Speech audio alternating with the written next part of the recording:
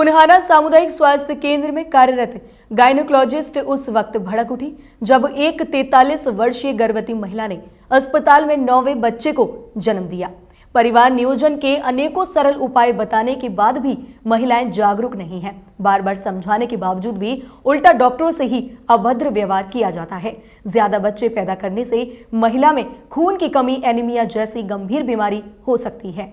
National SMO व gynaecologist Anita Prakash Gupta ने बताया कि मेवात में साक्षरता कम होने के कारण अभी भी काफी लोग रूढ़िवादिता की चादर में लिपटे हुए हैं। यहाँ अभी भी परिवार का आकार करीब 6.5 से 7 आदमी का है, जो प्रदेश में सबसे अधिक है। इसका मुख्य कारण सभी महिलाओं व पुरुषों द्वारा परिवार नियोजन का पूरी तरह से न अपनाना है। मेवात में महिलाएं बच्चे ज्यादा पैदा करती हैं, जिसके लिए पुरुष भी बराबर का जिम्मेदार है। यहाँ औसतन 5 से 6 बच्चे पैदा किए जा रहे हैं।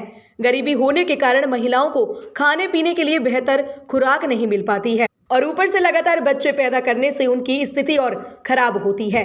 लिहाजा जच्चा के साथ होने वाला बच्चा भी कमजोर होता है। कई बार खून व अन्य कमी होने के कारण बच्चा व जच्चा की मौत भी हो जाती है। यही कारण है कि मेवात में जच्चा बच्चा मृत्यु दर भी अन्य जिलों से ज्यादा है। उन्होंने बताया कि पुनहाना सामुदायिक स्वास्थ्य केंद्र में 43 वर्षीय महिला डिलीवरी के लिए आई, जिसने 9वां में बच्चे को जन्म दिया। अब अगर आगे भी बच्चा पैदा करेगी, ना तो बच्चे का शारीरिक विकास अच्छा होगा, ना ही मां स्वस्थ रह पाएगी। महिला को परिवार नियोजन के सरल तरीके बताए, इसके बाद भी उनको यह समझ नहीं आया और उल्टा डॉक्टर से ही झगड़ने लगी। कई बार परिवार नियोजन के सरल तरीके बताने पर डॉक्टरों से भी अभद्र व्यवहार किया जाता है। उन्होंने कहा कि पहले बच्चे के बाद दूसरे बच्चे के लिए 3 साल का अंतर होना जरूरी है, लेकिन यहाँ की महिलाएं हर साल गर्भधारण की वजह से एनीमिया की शिकार हो जाती हैं। खून की कमी के कारण महिला या बच्चे की मौत हो जाती है या फिर बच्चा ऑपरेशन से कमजोर पैदा होता है। उन्होंने बताया कि बच्चों के सुखी भविष्य के लिए छोटा परिवार होना अति आवश्यक है, ताकि हम अपने बच्चों को समय पर सभी सुविधाएं उपलब्ध करा सके। उन्होंने बताया कि परिवार नियोजन के लिए सरकार द्वारा अनेकों सरल उपाय चलाए हुए हैं, जिनमें महिला नसबंदी, पुरुष नसबंदी, कॉपर टी या मल्टीलोड, गर्भ निरोध सुई, अंतरा, गर्भ निरोधक गोली, कॉन्डम व आपातकालीन गोली जैसी अनेकों सुविधाएं दी हुई हैं, जिन्हें अपनाकर लोग अपने बच्चों में अंतर रख सकते हैं। उन्होंने कहा कि परिवार की खुशहाली के लिए परिवार नियोजन समय की मांग है। उन्होंने कहा कि आधुनिक युग में बच्चों के स्वास्थ्य शिक्षा के साथ साथ अनेक प्रकार की सुविधाएं प्रदान करना माता पिता का कर्तव्य बनता है। इस कर्तव्य को निभाने के लिए माता पिता को चाहिए कि वे सरकार द्वारा चलाए जा रहे परिवार नियोजन के सरल उपायों को अपनाकर अपने परिवार को खुशहाल बनाने के लिए छोटा परिवार सुखी परिवार बनाया जा सकता है। हर औरत को जागरूक किया जाता है कि मैक्सिमम टू मैक्सिमम 3 बच्चे, कॉपर टी करवा लो, ट्यूबल लाइगेशन करवा लो, पर नहीं। आज भी एक औरत आई है, उसका 9वां बच्चा है, एम्बुलेंस से हम उतार नहीं सके हैं, एम्बुलेंस में उसको डिलीवरी लेनी पड़ी। अब उसको, उसकी फैमिली को, उसको काउंसिल कर रहे हैं कि एटलीस्ट मल्टी लोड लगवा ले, 2 साल का गैप ले ले, 43 इयर्स की हो गई है, तेरे में अनीमिया तेरे को हो जाएगा, कैल्शियम की कमी, रीढ़ की हड्डी कमज़ोर हो जाएगी, शरीर की बाकी हड्डियां कमज़ोर हो जाएंगी।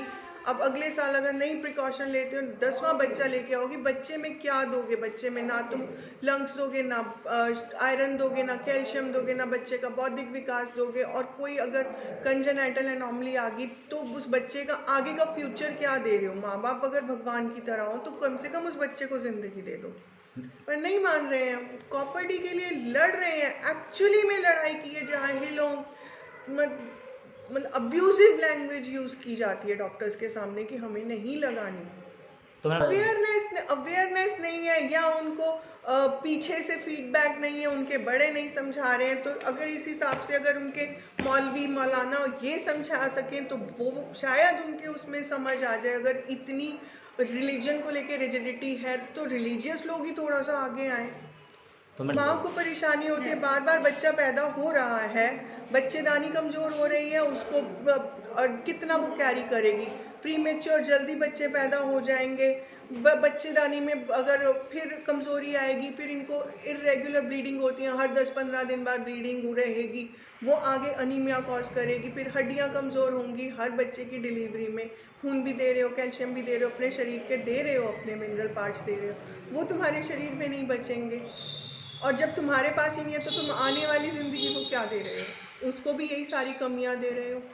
मैंने वो वहम ऐसे ऐसे हैं कि अगर ऊपर लीवर भी आपका वीक हो गया, क्योंकि लीवर कमजोरी से वीक हो गया, तो इनको ये होता है कॉपर्टी ऊपर चढ़ गई है, कॉपर्टी कोई अब वूंड को फाड़ के ऊपर थोड़ी ना जाएगी। वो मिथ बन गई है कि अगर हमें गैस भी बन रही है, गैस्ट्राइटिस भी हो रहा है तो वो कॉपर्टी से हो रहा है। अगर हमें हाथ में भी, शोल्डर में भी दर्द आ गया तो वो कॉपर्टी ने कर दिया। अगर हमें पैरों में कमजोरी आ गई तो कॉपर्टी ने कर दी।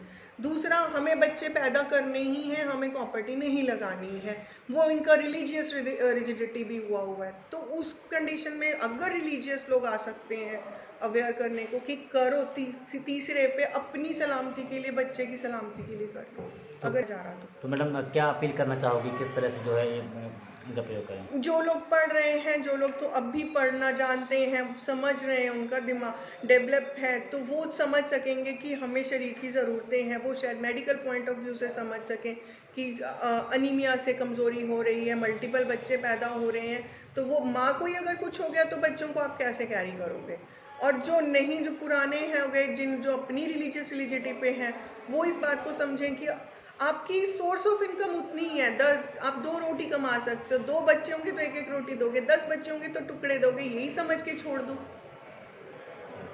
तो कहीं ना कहीं जागरूकता की बहुत कमी है। जागरूकता की अपनी, मतलब दिमाग को कहीं ना कहीं रोका हुआ है।